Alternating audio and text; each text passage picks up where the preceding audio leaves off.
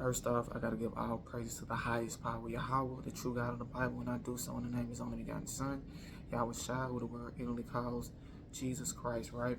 And I'm back with another lesson today, and I'm back in the words of Christ again, the top prophet, the top guy of the Bible, right? We in Matthew chapter 23, starting at verse 1, and we're gonna read to verse 3. It's in the NLT. Then Jesus said to the crowd, so Jesus speaking, so we gotta pay attention, and to his disciples, the teachers of the religious law and the Pharisees are the officials interpreters of the law of Moses. So they interpret the law of Moses. That's the context. So practice and obey whatever they tell you, but don't follow their example, for they don't practice what they teach. So Christ just told us, according to context, to follow the law of Moses that the Pharisees tell you, but don't follow what they do, because they tell you to keep the laws of Moses, but they don't. That's the problem. And we're going to get verse 29 to go a little bit, no, 23, Salaki, in this same chapter in the NLT.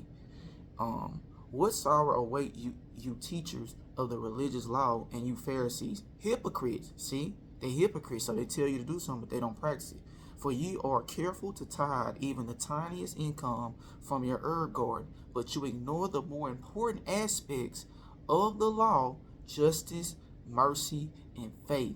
You should tithe, yes, but do not neglect the more important things. So Christ is telling you to keep the law. He's telling you basically he basically telling you, to be honest, to just keep all the law.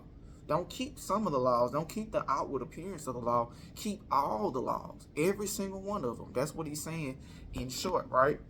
Because one thing is, Moses and Christ are on one accord. This is the book of St. John chapter 5 and verse 46 in the KJV.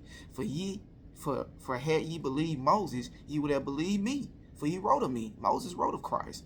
But if ye believe not his writings, how shall ye believe my words? So if you don't believe the writings of Moses, you don't believe the writings of Christ. And what did Moses write? Let's get into some of the things that Moses wrote. So this is the book of Deuteronomy chapter 11 and starting at verse 1.